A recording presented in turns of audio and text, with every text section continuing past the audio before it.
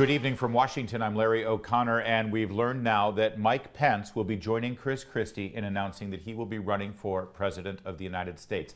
This week, he's making his announcement. I mean, technically, he's announcing that he's running for the Republican nomination for president, but of course that means he's running for president. He's going to make the announcement in Des Moines, Iowa, and I know. I can hear you all yelling back at the screen right now. He doesn't have a chance. There's no chance. There's no... Okay, I mean, listen, I refuse to be one of those guys who ends up on a highlight reel a year from now who says he doesn't have a chance, and then, you know, cut to him accepting the nomination at the Republican convention, right? You know which videos I'm talking about. You watch them all the time, right? Of all those people who said Donald Trump didn't have a chance to be president. And then fast forward to Wolf Blitzer making the call on CNN. It's cathartic. I love those videos. They're fantastic. I'm not going to tell you who has a chance and who doesn't have a chance. That's not my job. You're the voter. You're going to decide who has a chance.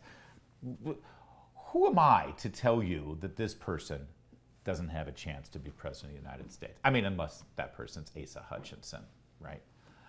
So Mike Pence is going to make his announcement, and I want to make an argument for a minute, not why I think he should be president. That's, again, not my place. I'm not going to tell you who to vote for. You're smart enough to figure that out.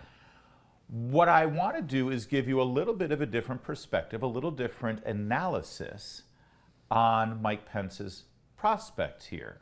Not necessarily even to get the nomination, but to make a much stronger showing than you probably think he can make. You see, Iowa and the Iowa caucus, it's a very, very different kind of animal. I've been to Iowa for a couple of caucuses. I've been watching for a couple of decades now the results of the Republican caucus for the nomination in Iowa, and there's something very, very interesting that happens almost every time. Let me throw a few names out there for you. Rick Santorum, Mike Huckabee, Alan Keyes, Pat Robertson. Remember those names? They all have two things in common.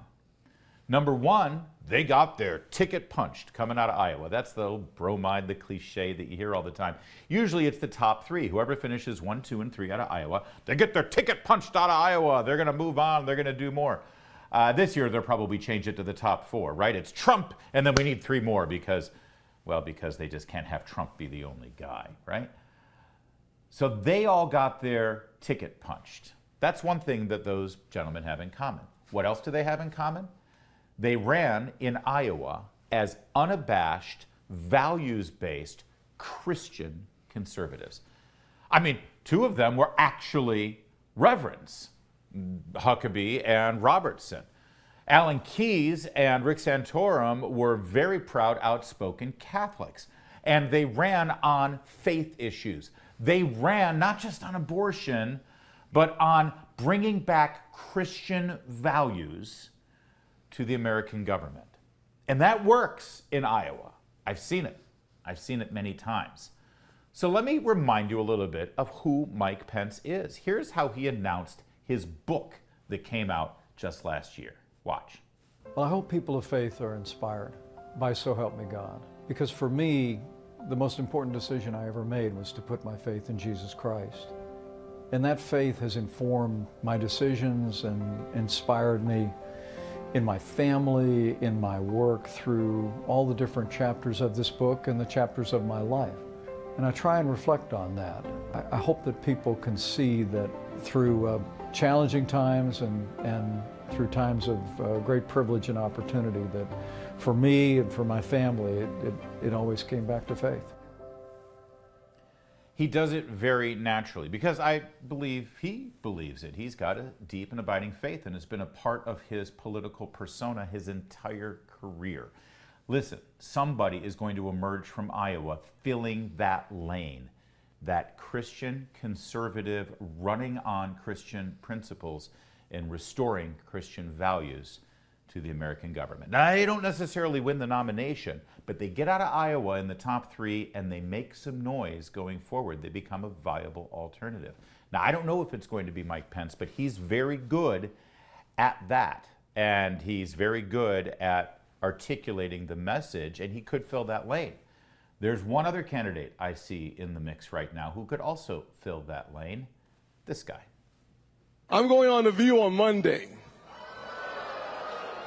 because I think it's time for a conservative with a backbone to look those ladies in the eyes and say, you do not have to be an exception to succeed in America. You can be the rule and succeed in America. You see, I scare the dickens out of the radical left and Joe Biden. The proof of my life destroys their lies. I got to tell you, when I was just a 7-year-old kid, my parents divorced.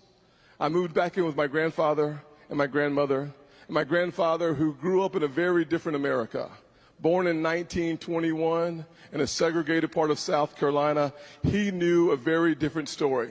But the first words out of his mouth to me was, son, you can be bitter or you can get better, but you can't be both.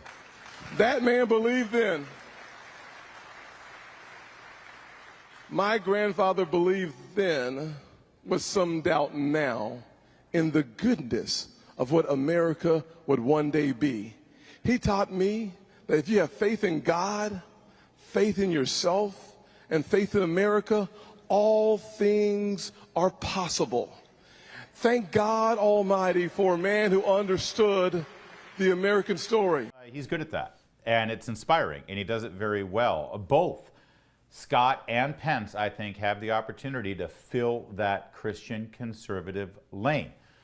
Tim Scott comes across like a firebrand Baptist preacher at a revival. Mike Pence, more like an uptight elder at a Presbyterian church, but still, they speak the language, and I think conservative Christian voters in the Republican Party will respond to it, especially in Iowa, especially at the caucuses, which is a lot different than a primary, where people stand up with their neighbors. Oftentimes, the caucuses actually occur at a church. The last one I went to was at a church, where everyone stood up and they proudly stood on the side of the room with the candidate of their choosing. It's a very community-based event, the Iowa caucus, and Christians make some noise.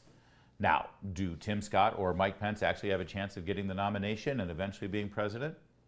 Probably not. But who am I to tell you, or them, that they don't have a chance? Let the voters decide.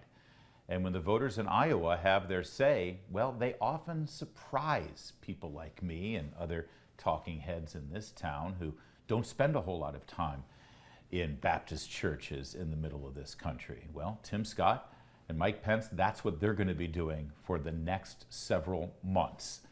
And don't be surprised if one of them emerges with their ticket punched. Somebody's going to. Someone will emerge from Iowa. I don't like making predictions about elections, but I will predict this.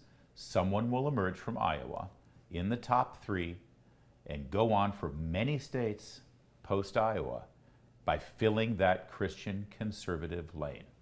Right now, it doesn't look like Trump or DeSantis are occupying it. Pence and Scott, they have a real chance. Don't count anyone out. Let the voters decide. More to come on O'Connor Tonight.